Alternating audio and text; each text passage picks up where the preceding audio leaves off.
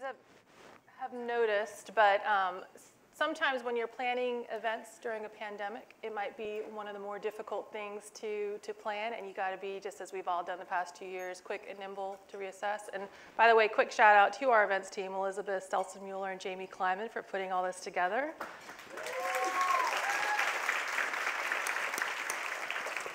They have diligently been working on this for months, and then we flipped everything around last night at 11 o'clock at night and 6 o'clock this morning. But Velva Jenkins was scheduled to be one of our TED Talk speakers today to speak on reinvesting in inclusion in our community.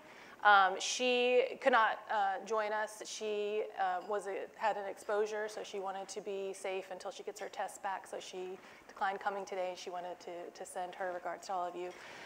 But we did not want to scrap the topic because it's an important part of our discussion as a community. And so Tracey Newkirk was kind enough to be influenced in coming and joining us.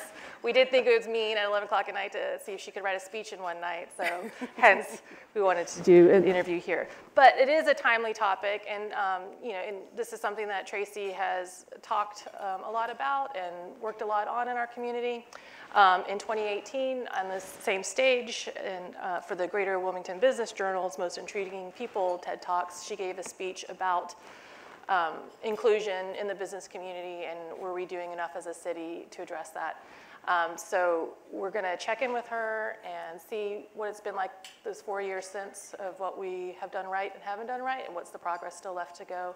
But before we jump into our Q&A, I want to show you a quick clip from that Power Breakfast talk. In it, Tracey is talking, she's referencing 1898 and the coup and the massacre that happened in the wake of that, but as part of the long-term impacts that would have on our community. So let's take a quick look and refresh Tracey on her speech from 4 years ago. That was 1898. It was the year I personally call the year of the intentional divide. It was the darkest period in Wilmington's history. The ramifications of this type of an intentional divide do not go away with the passage of time or because we don't talk about it. The aura, the feeling, the vibe of this type of intentional divide still lingers in our community today. I know we can't rewrite history. However, we can be on the right side of writing today's history. We all know about Martin Luther King and his dream for his 4 little children, that they will one day live in a nation where they will not be judged by the color of their skin, but the content of their character. I too have a dream for my 2 adult sons, that they will one day be able to live in a Wilmington where they will not be judged by the color of their skin, but the content of their character. And I'm going to need your help to make my dream come true. Help me create a Wilmington where my 2 sons will actually want to live, work, grow, and raise a family.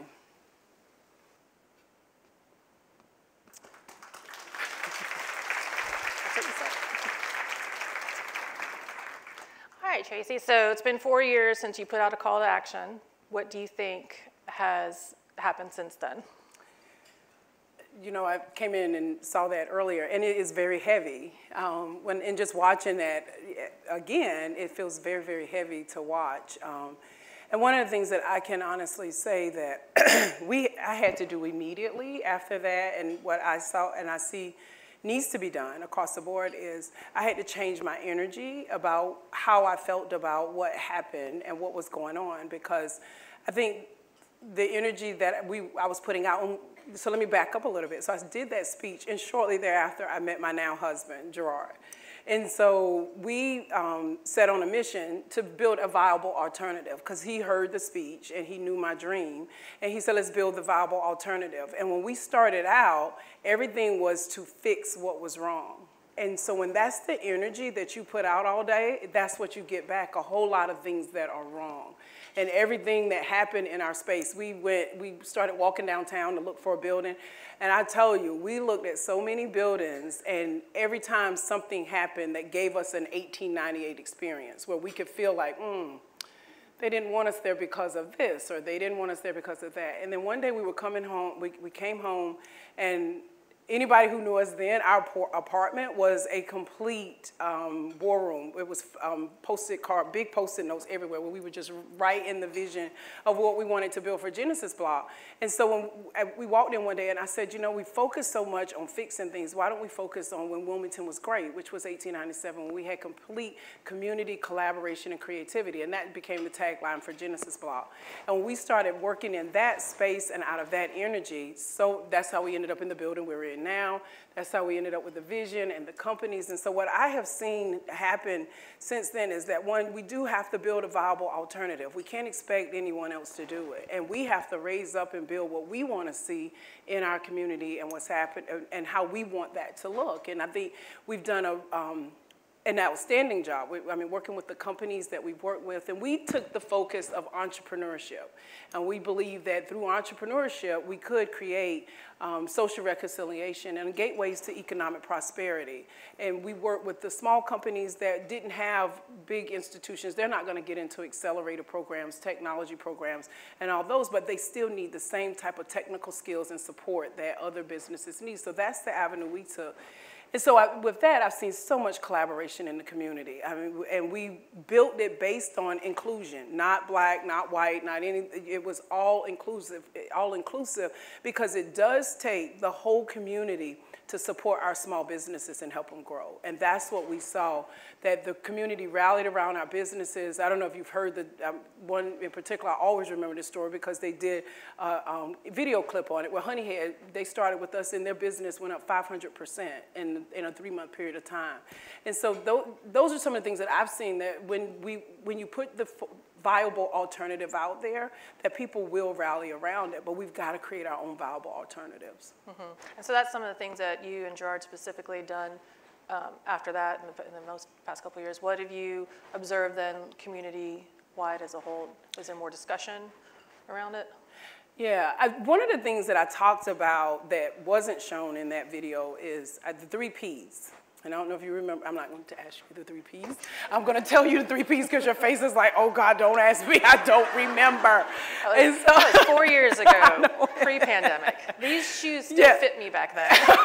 Oh, I had a lot of things that fit me before the pandemic. But so it was the 3 Ps, and it was the people, the position, and the power, the privilege that comes along with those positions. And so what I've seen is when back then I was doing that talk from what I was just experiencing, just moving back in town. So I've had 4 years now to kind of dig in and look at. So when I look at what is happening in the city at large, what I asked was for everyone to use their position, every person to use their position and their privilege to bring more inclusion and to invite more people in and make it a very individual thing. I don't think you can legislate inclusion. And when you do, my husband always tells me, a forced opinion, people are they're still of the same opinion. You can't force your opinion on the people. It has to be a personal thing. And so that's what we talked about, your individual piece. And I've seen that piece work well when people take it on personally, and it's not the narrative, or it's not something that you got to get on the bandwagon. Because I think what we've got to give room for is that everybody does have their own opinion on things, and you have a right to have that opinion. But we can't all use groupthink. You have to leave room for people to have space to grow in the spaces that they're in. And I think that's the piece that I've seen work the best. Let's all get together and have groupthink and force everybody to see it the way I see it. I don't think that works well. And I think that we do need to leave room, because sometimes it's not racism. They just really don't like you. And that's fine. And we can't keep calling that. And so I think we've got to leave room for people to be who they are, because what I truly believe is that I'm a deliberate creator of my experience. And so if I believe that, then I believe other people are the deliberate creators of theirs. So if they have a crappy life, I'm like, that's fine for them. They created that for themselves, and they get to do that. It's not my right to step across that at times. And I think sometimes we overstep trying to get our opinion across to people. So.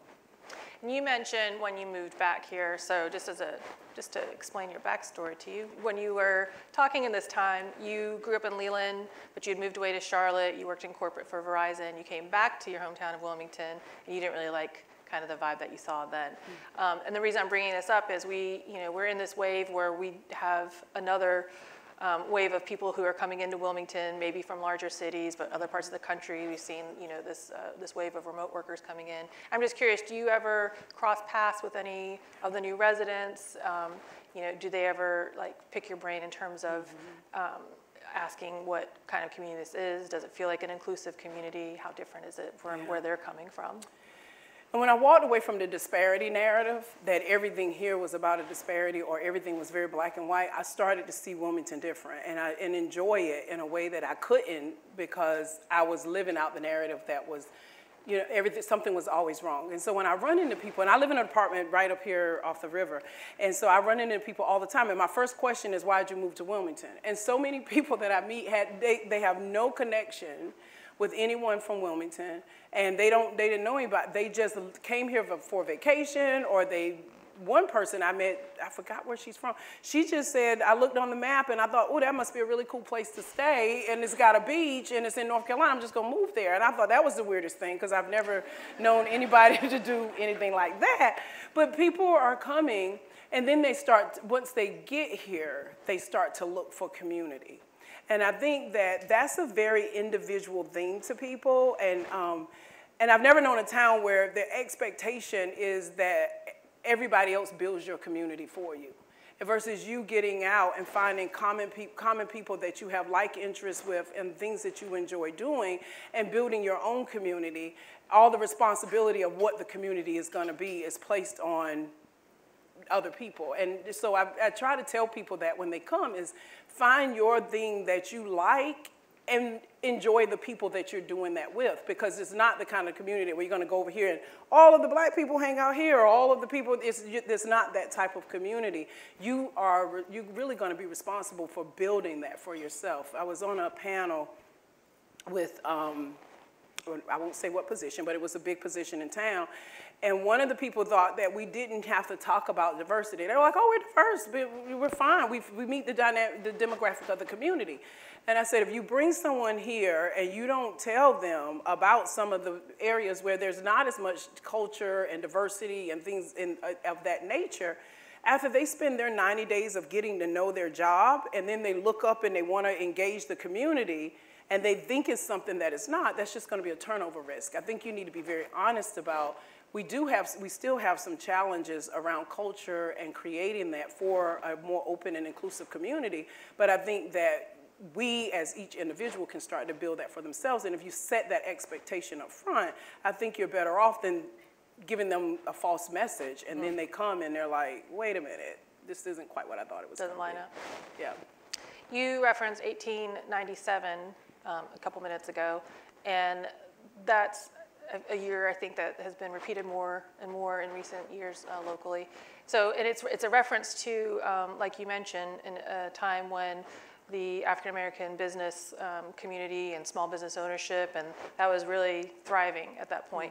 I know that's something you and Gerard have looked at addressing as well and rebuilding that up. You mentioned a little bit with Genesis Block, but are you guys still launching ANZA too? And how's that play into it? So ANZA was a technology, that means Genesis, that we were looking at. We've changed the name. It's going to be Genesis Bridge. Oh, okay. And so, and it's Bridge to Prosperity. And what that will do is bring transparency. There's not been a lot of work done in the supply diversity place from a technology perspective and a transparency perspective. And so we've done a lot of interviews. We've talked to a lot of companies. And what we want to do is create a platform where those connections can become contracts. And so, because real we're always focused on drawing our economic development and empowerment from an economic perspective, and how do we get the masses of people there fastest. And so we're looking at that platform will be a way to, you have clear transparency on what bids and what the procurement needs are out there, and then the businesses on the other side, we can help bridge those connections to those contracts and help the businesses grow, because that's all we've ever wanted to do is with our small businesses, give them pathways to growth. I'm curious, what is some of your advice for people to talk about diversity, equity, and inclusion? Because for some people, they feel uncomfortable bringing it up, not because they don't support it, but because they're not sure how to approach it or how to just have a productive conversation about it. What do you tell people when they And it's so polarizing now. Like things that I mean, like my best girlfriend, she was here at the Power Breakfast with me. She's white, and I used to be able to say she's the white version of Tracey and I'm the black version of Wendy. Now that's like so unacceptable. Like you can't say things like that. It's like things that were just normal things of how you engaged each other have become so polarizing. And so it is difficult because you don't want to get in a conversation and then offend people. But I think some of it is, I mean, we put an ism on just about everything, and we've made everything a thing, and everything just can't be a thing. Some things are just having regular conversations with people and getting to know and understand the person, not the black person, not the white person, not the Latino person, not the homosexual man or whatever. Getting to know the person and just talking from a place of being human. And I think that's where, if we can revert back to some of that and not making everything a label and then speaking from the label. And just being very honest about and asking questions. Like if I don't understand something, if it's culturally, we have Latino businesses and we have some black businesses that I don't understand some of the things that they do and why they do them that way. I just ask the question and ask it from a place of genuineness and then wait on the answer and listen to the answer. I think some of it is the ability to listen. I mean, we're talking, but we're not communicating, we're just talking. And I think when we just stop and really listen to the other person from a space of openness and an understanding, then you can meet halfway in the middle and have some real dialogue. And I've had some really tough conversations because I've adjusted my viewpoint on a lot of things just the last 4 years, and it's been a transformation for me. And so I've had to ask tough questions and get answers that didn't always make sense to me, but I was willing to hear the answers so I could do more research and then make a more logical decision. But if you go into every conversation with all of your preconceived notions and you're going to stay there regardless, this is my point of view and I'm not going to adjust it, so you can say whatever you want to say as many times as you want to say it, I will hear you, but I'm going to still maintain this is my point of view, then you probably are going to have a difficult time having it's just going to be difficult for you to have the conversations because people aren't made to all have groupthink.